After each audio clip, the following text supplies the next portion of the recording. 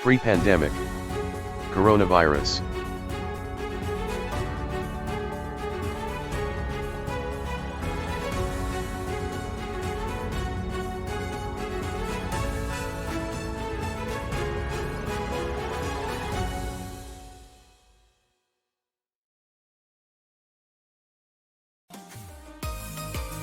Section break. Coronavirus, World Health Organization.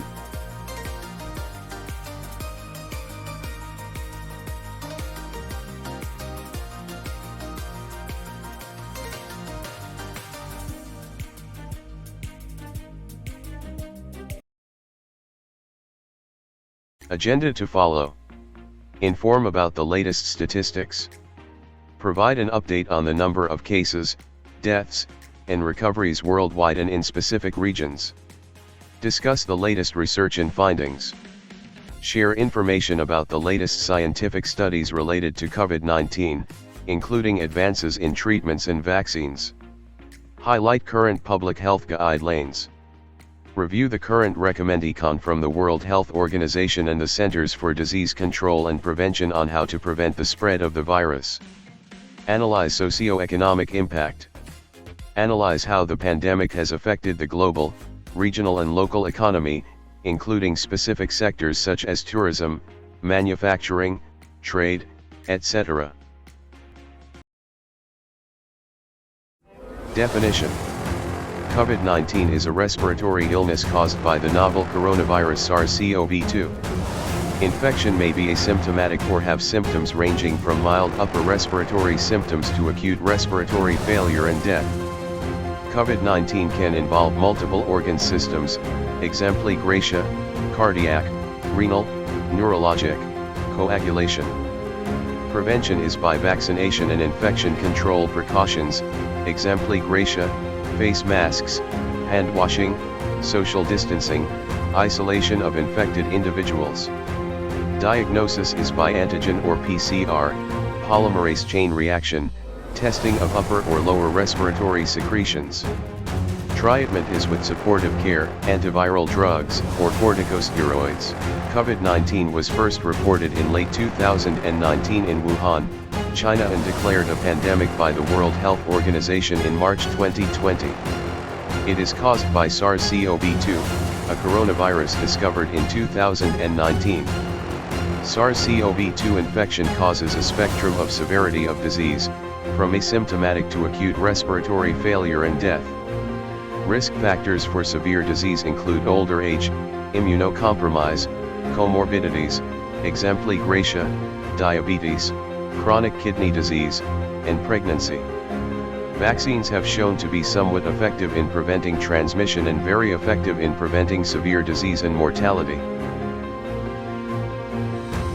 For current information on the number of cases and fatalities, see the Centers for Disease Control and Prevention, COVID Data Tracker and the WHO Coronavirus, COVID-19, Dashboard. The COVID Data Tracker is a tool provided by the Centers for Disease Control and Prevention that provides up-to-date and detailed data on COVID-19 cases, deaths, hospitalizations, and vaccinations in the United States. It also includes data on testing, variant proportions, and other relevant information. The WHO Coronavirus, COVID-19, Dashboard is a tool provided by the World Health Organization, WHO, that presents official weekly counts of COVID-19 cases, deaths, and vaccine utilization reported by countries, territories, and areas. It provides a global perspective on the pandemic, with data visualizations, graphs, and updates. Both of these tools are valuable resources for tracking the progress of the COVID-19 pandemic and understanding its impact on a local, national, and global scale.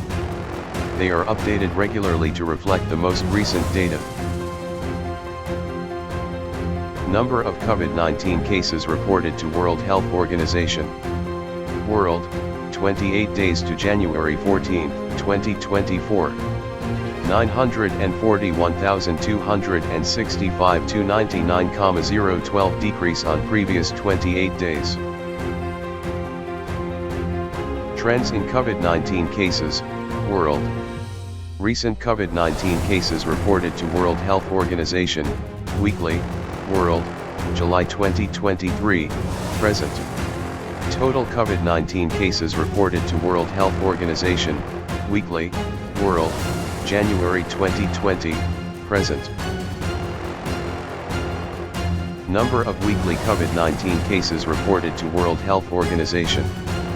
January 5, 2020 to January 14, 2024. Timeline of the coronavirus. COVID-19 progress steps. 2019 The first German cases of COVID-19 were identified in Wuhan, Hubei, China in December 2019. 2020, in January, a scientist in China confirmed that a new pneumonia-like disease identified in Wuhan, China in December 2019 could be transmitted from German to German. On March 11, the World Health Organization declared COVID-19, the disease caused by Sars Cov-2, a pandemic. As cases continued to rise, countries kept their borders sealed. Businesses shut down, leading to massive job losses, schools closed, sports events were cancelled, and college students went home. 2021, in January, the total number of cases in the United States surpassed 20 million. In May, experts focused on flattening the curve, that is, if you use a graph to map the number of COVID-19 cases over time, ideally you would start to see a flattened line representing a reduction of cases.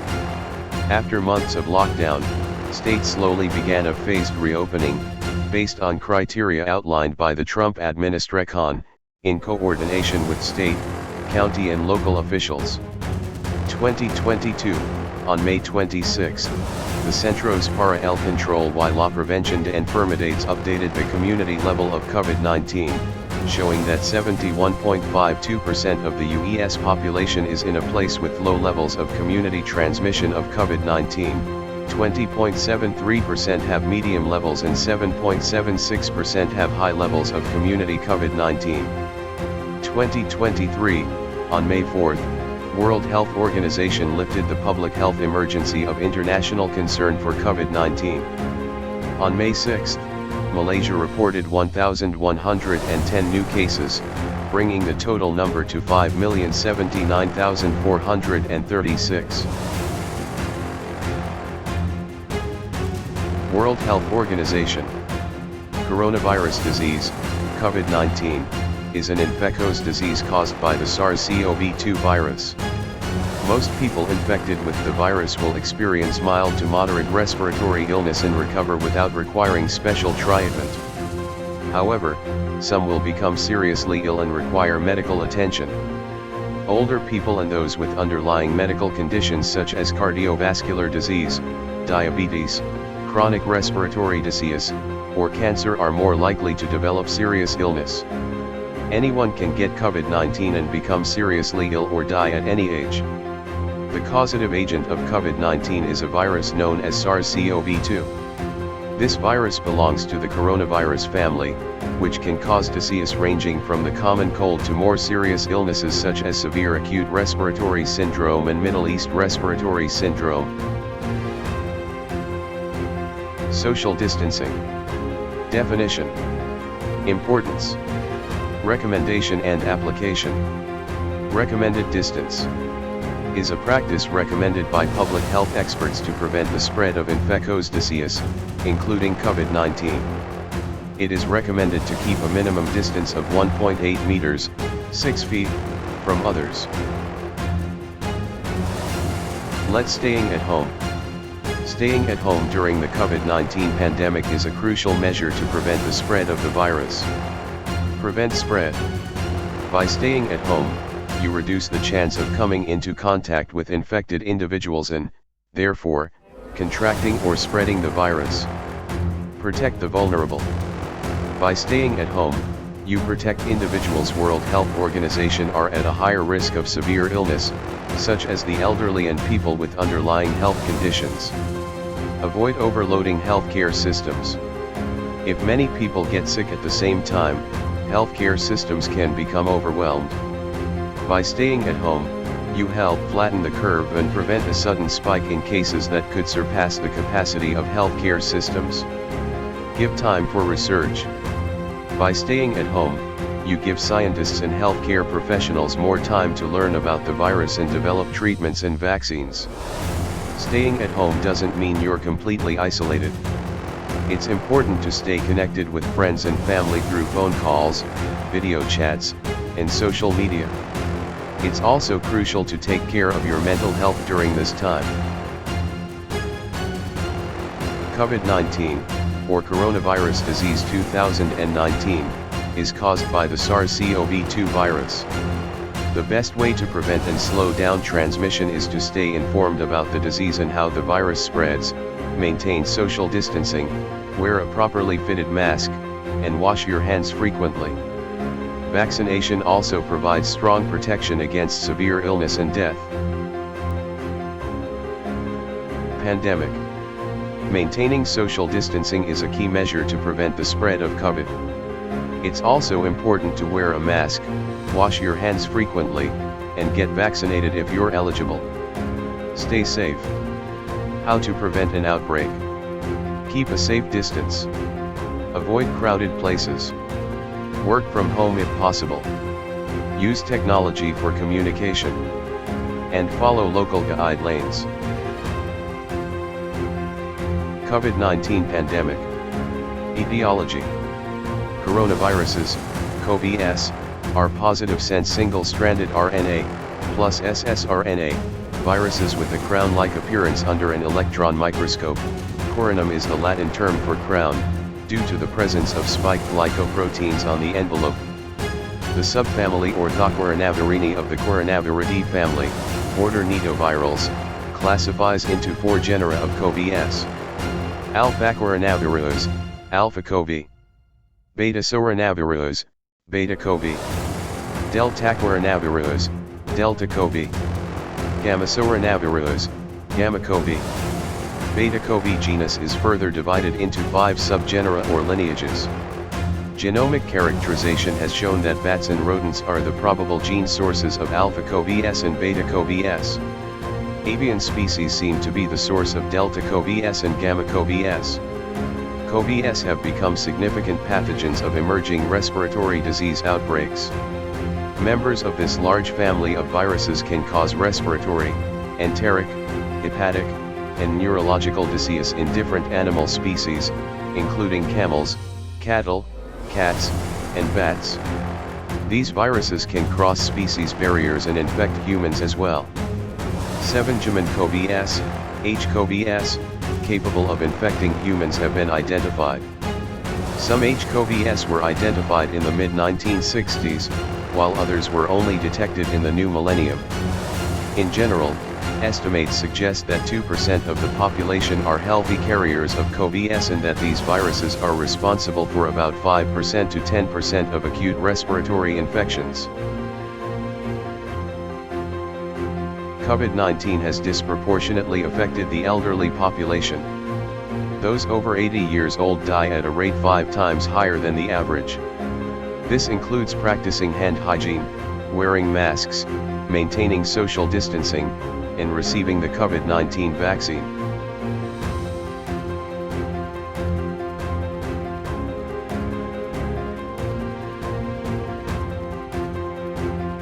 Continuing education activity. Coronavirus disease 2019, COVID-19, is a highly contagious infectious disease caused by severe acute respiratory syndrome coronavirus 2, Sars Cov-2. COVID-19 has had a catastrophic effect on the world, resulting in more than 6 million deaths worldwide. It has emerged as the most consequential global health crisis since the era of the influenza pandemic of 1918. As the virus mutates, treatment guidelines are altered to reflect the most efficacious therapies. This activity is a comprehensive review of the disease presentation, complications, and current guideline recommended treatment options for managing this disease. Screen individuals based on exposure and symptom criteria to identify potential COVID-19 cases. Identify the clinical features and radiological findings expected in patients with COVID-19. Apply the recommended treatment options for patients with COVID-19. Create strategies with the interprofessional team for improving care coordination to care for patients with COVID-19 to help improve clinical outcomes. Access free multiple choice questions on this topic. Symptoms. People with COVID-19 have had a wide range of symptoms reported, ranging from mild symptoms to severe illness. Symptoms may appear 2 to 14 days after exposure to the virus. Anyone can have mild to severe symptoms. Possible symptoms include fever or chills, cough, shortness of breath or difficulty breathing, fatigue, muscle or body aches, headache, new loss of taste or smell, sore throat, congestion or runny nose, nausea or vomiting and diarrhea. This list does not include all possible symptoms. Symptoms may change with new COVID-19 variants and can vary depending on vaccination status. CDC will continue to update this list as we learn more about COVID-19. Older adults and people who have underlying medical conditions like heart or lung disease or diabetes are at higher risk for getting very sick from COVID-19.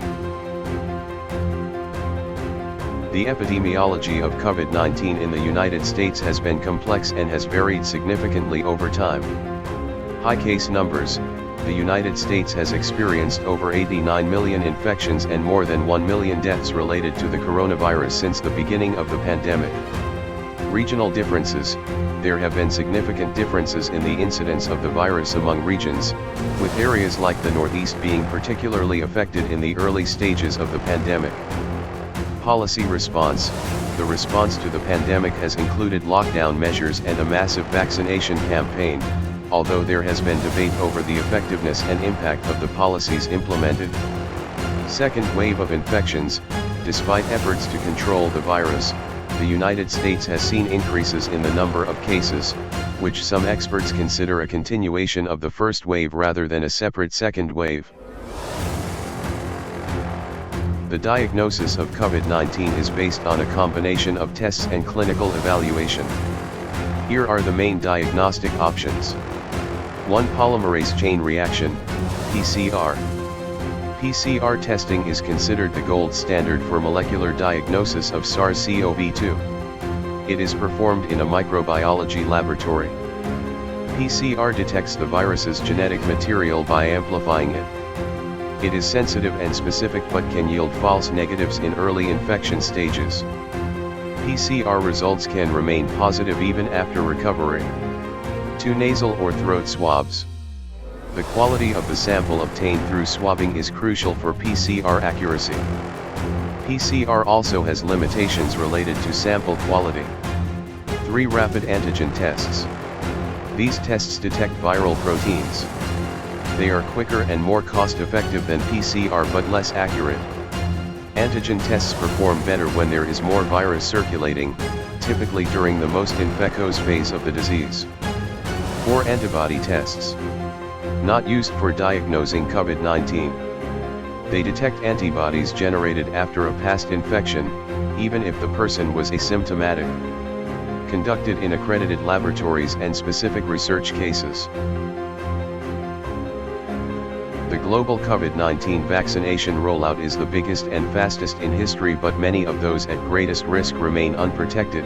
Only 28% of older people and 37% of healthcare workers in low-income countries have received their primary course of vaccines, and most have not received booster doses. Healthcare workers, over 60s and other at-risk groups must be reached as priorities on the way to reaching the 70% coverage target. World Health Organization's strategy update elevates the targets of vaccinating 100% of healthcare workers and 100% of the highest risk populations with both primary and booster doses, with the aim of reducing deaths, keeping societies open and ensuring economies function as transmission continues. While vaccines have saved countless lives, they have not substantially reduced the spread of COVID-19.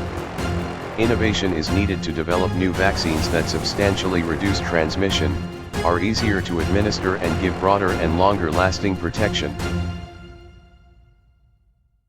The COVID-19 pandemic sent shockwaves through the world economy and triggered the largest global economic crisis in more than a century.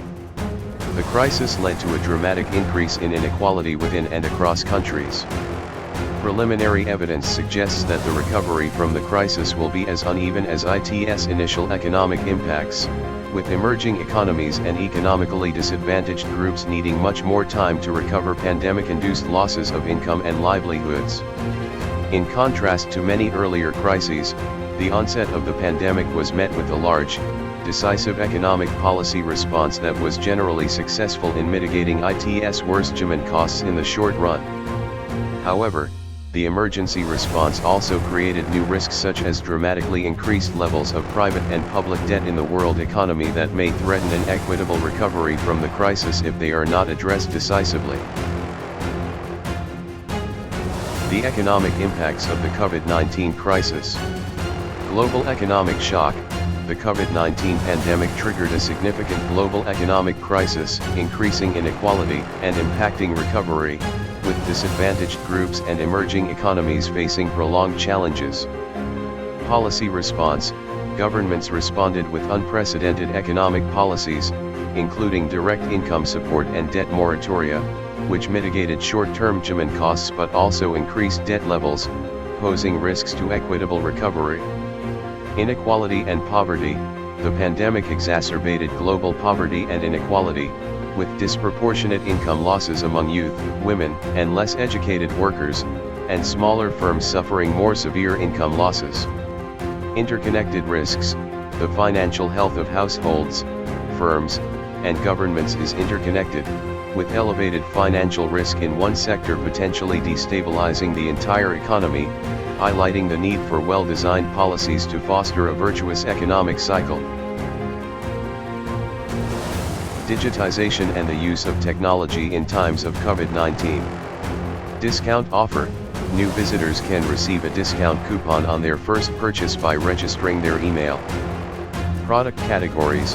The page features various product categories such as laptops, desktops, and printers, each with subcategories for home, business, and gaming needs. Business solutions. There are options for businesses to request free quotes and view products tailored for enterprise use. Promotions. The site includes sections for essential items, ongoing promotions, and featured products across different categories. Medical images analysis by AI, innovation and precision. AI in medical imaging. The article discusses the use of artificial intelligence in medical imaging, highlighting its role in automatic analysis for faster and more accurate interpretation. Innovations and improvements. It mentions innovations such as deep learning algorithms for pattern identification and AI systems for disease detection, leading to improved diagnostic precision. Ethical challenges. The text addresses ethical considerations, including data privacy and security, responsibility, informed consent, and potential biases in AI algorithms. Conclusion. AI is transforming medical image analysis with the promise of quicker, more precise diagnoses, but it's crucial to address the associated ethical challenges. Prevention measures in COVID-19. If you have a patient with COVID-19 who experiences sore throat, fever, cough, or shortness of breath, here are some important recommendations. At-home treatment. Most people with COVID-19 have a mild form of the disease and can recover at home. Symptoms usually last a few days. Treatment aims to relieve symptoms and may include rest, allow the body to recover. Hydration, stay well hydrated. Pain relievers, take medication to alleviate pain and fever. However, adults aged 65 and older and individuals with chronic conditions should contact their healthcare provider as soon as symptoms appear. These factors increase the risk of severe COVID-19 illness. Assist the sick person in obtaining necessary food and medications. Also, take care of their pet if needed. The emergency signs. Monitor signs and symptoms closely, both for yourself and the sick person, to detect any worsening. If the patient has risk factors for severe COVID-19, the healthcare provider may recommend using a pulse oximeter. Always call emergency services if you observe signs of difficulty breathing or any other severe symptoms. The transmission prevention. Hand washing. Wash hands with soap and water for at least 20 seconds. Avoid touching face. Refrain from touching your eyes, mouth, or nose, as well as those of the patient. Physical distancing. Maintain distance from the sick person if you are 65 years or older or have chronic illnesses. Mask usage. Consider using a mask that provides higher protection. For disinfection and specialized cleaning against COVID-19, the following measures should be followed. General cleaning and disinfection. Surfaces. Regularly clean and disinfect high-touch surfaces such as door handles, light switches, tables, and countertops. Bathrooms. Ensure that bathrooms are cleaned and disinfected frequently, including faucets, toilets, and sinks. Electronic equipment. Clean and disinfect electronic devices, such as mobile phones, keyboards, and remote controls. Ventilation. Maintain good ventilation in enclosed spaces. Disinfectant products. Use disinfectants approved by health authorities. These should be effective against the Sars CoV-2 virus.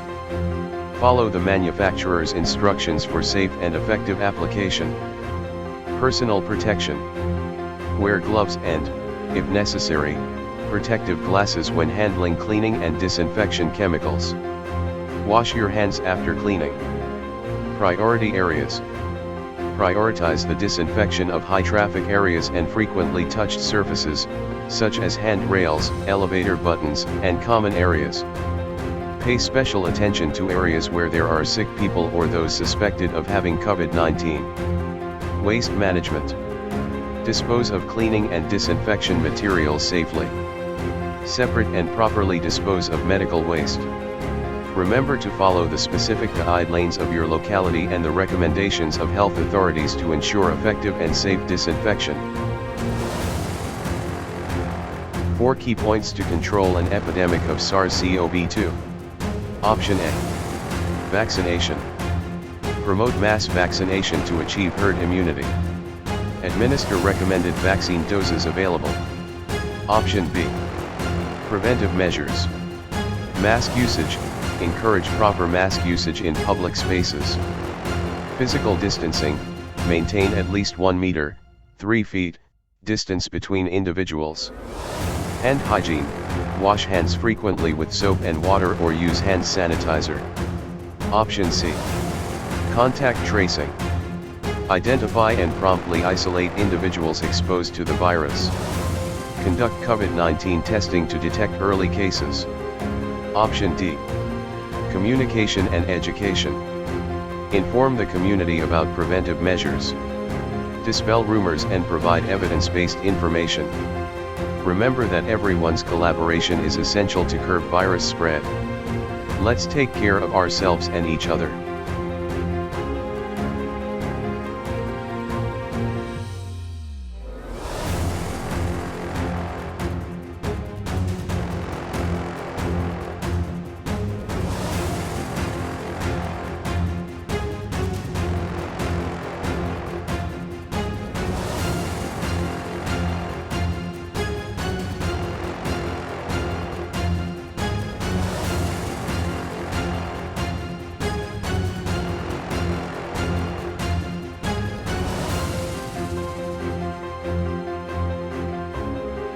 Coronavirus in hospitalized.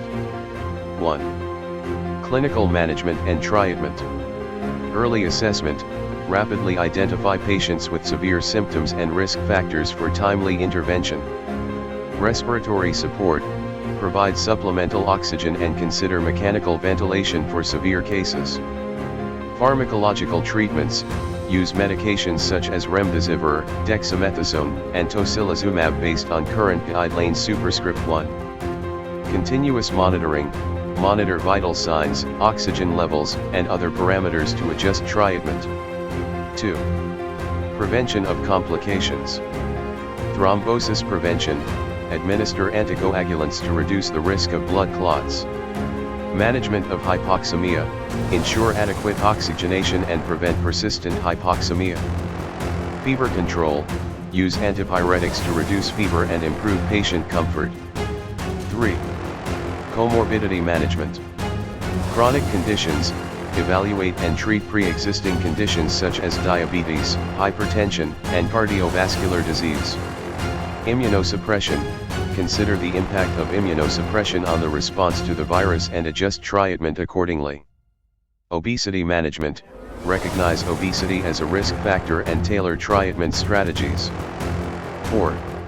Psychosocial support and follow-up. Emotional support, provide support to patients and their families during hospitalization. Discharge planning, prepare patients for transition to outpatient care and post-hospital follow-up.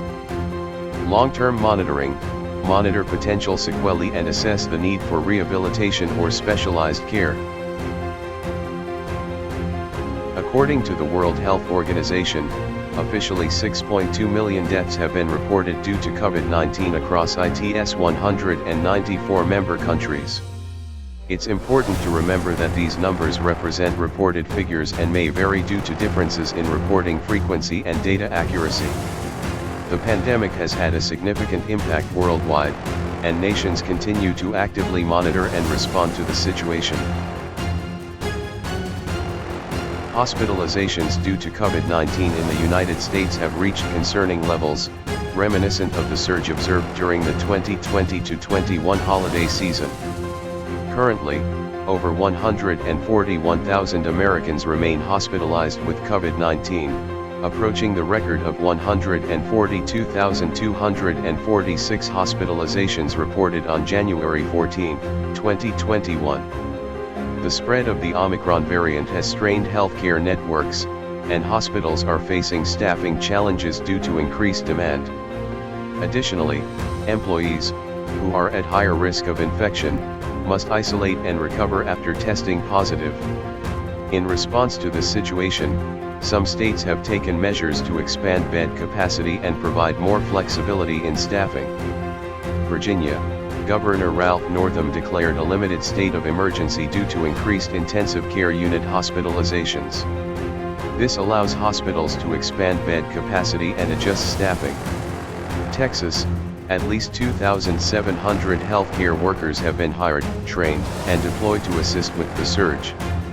They join over 300 workers already sent across the state superscript 1.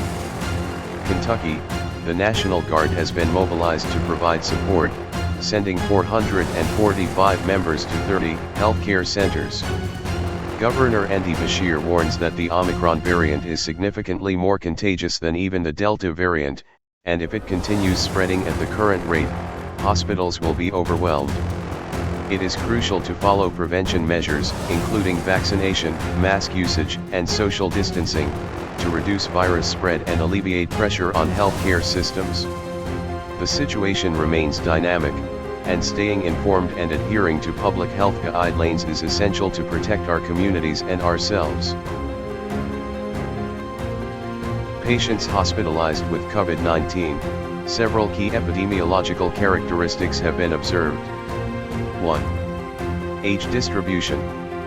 The majority of hospitalized patients are aged 50 years or older. Older adults, especially those aged 65 and above, are at higher risk for severe illness and complications. 2. Gender. Approximately 54.4% of hospitalized patients are male. Gender distribution varies, but both males and females are affected.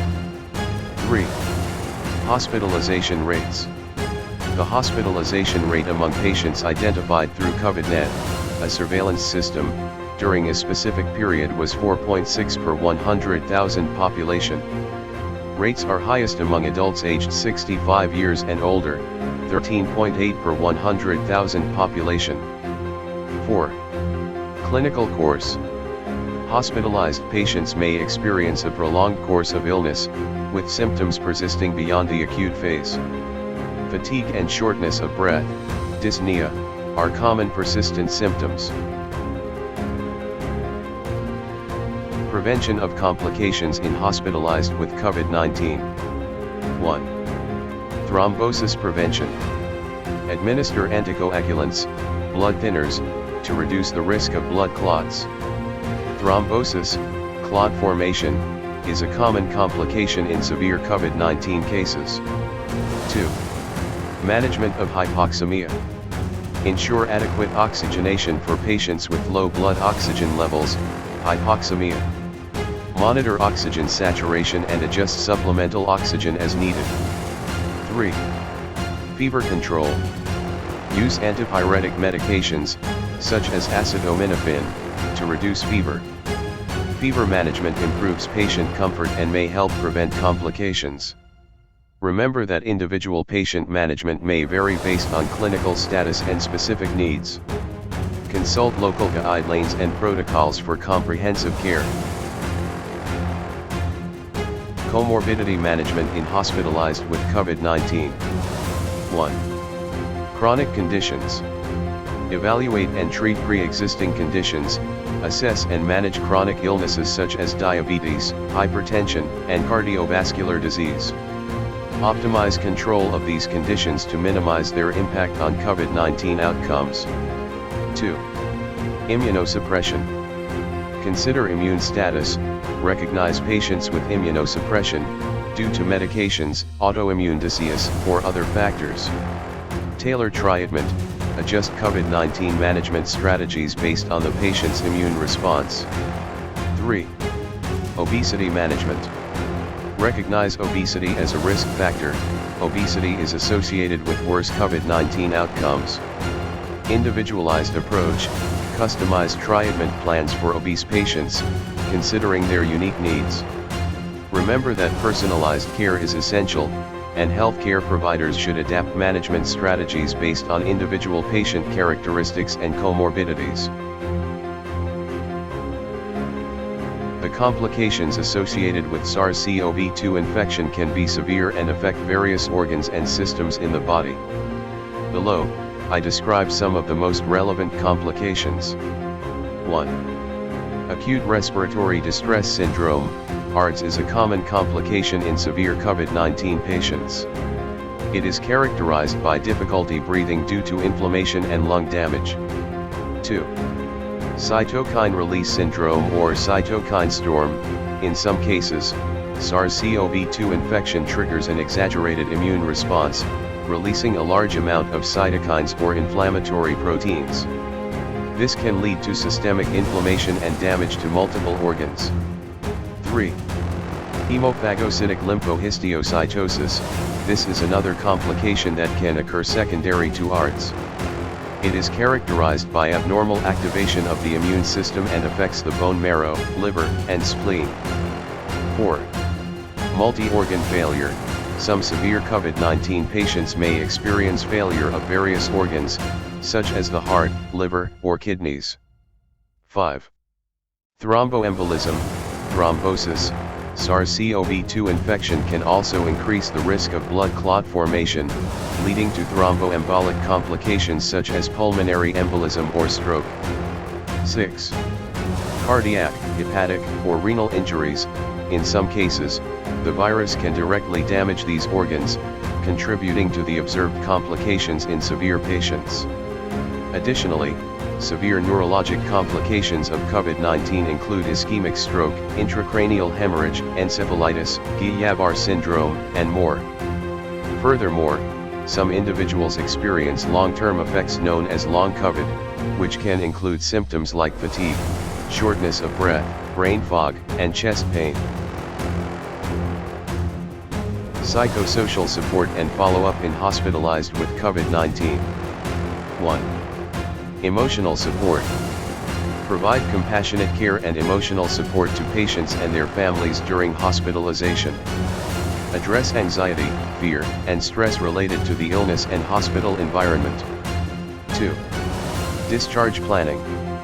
Prepare patients for a smooth transition from hospital to outpatient care. Coordinate necessary follow-up appointments, medications, and home care instructions. 3. Long-term monitoring.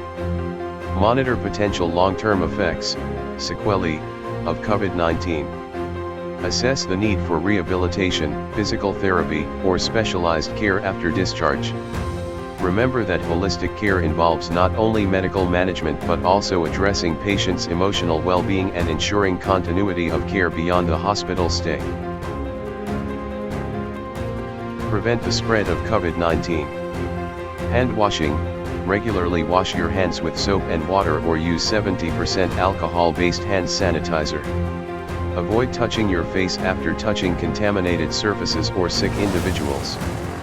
Frequent hand washing helps reduce the risk of infection. Surface cleaning. Regularly disinfect surfaces to reduce the potential for virus contamination. Pay special attention to high-touch areas such as doorknobs, kitchen surfaces, and bathrooms. Stay informed. Stay up to date with COVID-19 information from reliable sources, such as your local or national public health agency, the World Health Organization website, or your healthcare provider. Know the symptoms and follow recommendations. Avoid travel. If you have a fever or cough, avoid traveling. If you become ill during a flight, inform the crew immediately, and upon arrival, contact a healthcare professional and inform them of your travel history. Social distancing. Maintain a distance of at least 2 meters, 6 feet from others. Avoid crowded places and poorly ventilated areas. Additionally, consider using technology and social media to stay connected without risking your health. Protect yourself and others. COVID-19 prevention. 1. Wear your mask. Properly wear a mask that covers your nose and mouth in public spaces. Masks reduce the spread of respiratory droplets and protect those around you. 2. Hand hygiene. Wash hands frequently with soap and water for at least 20 seconds. Use hand sanitizer with at least 60% alcohol when soap is unavailable. 3. Physical distancing. Maintain at least 6 feet of distance from others. Avoid crowded places and close contact with sick individuals. 4. Get vaccinated. COVID-19 vaccines are safe and effective. Vaccination protects you and helps achieve community immunity.